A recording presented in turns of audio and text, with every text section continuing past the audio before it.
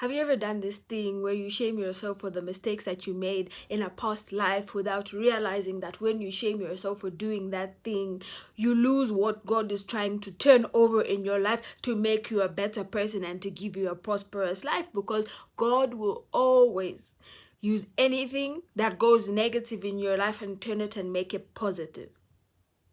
Do you know how I know this? Moses killed an Egyptian to protect a Hebrew, his own people. He did it out of good intention, but obviously he killed a person. We know that that's not right. I'm not saying go kill a person, chill out.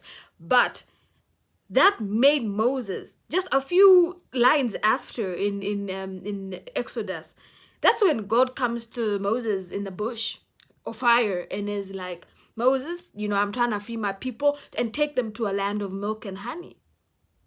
Do you know why he came to Moses? Because Moses was able to have that level of obedience, that level of reverence, that level of conviction, that level of lacking fear to, do things for his people, to protect his people, to take his people to a better land. He would be willing to do that because just now he killed for his own.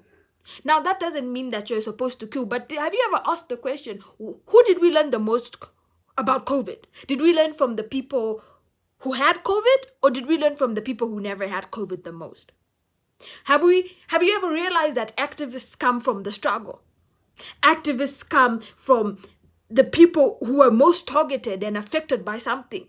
Those are the people who become the activists, and those are the people who change other people's lives.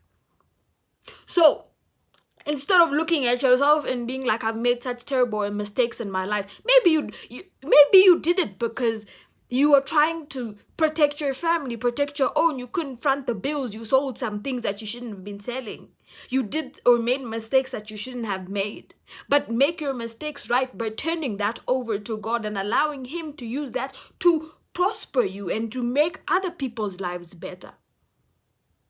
We don't learn about things like cancer from not having. We learn from the people who've suffered from it and have overcome it and come and tell us their stories, and they speak to us in our hearts because we know this person has made mistakes, yes, or this person has gone through terrible things in their life. But that struggle makes this person such an incredible instrument to share a story or to share knowledge on something that majority of people would never know about if that person never overcame it.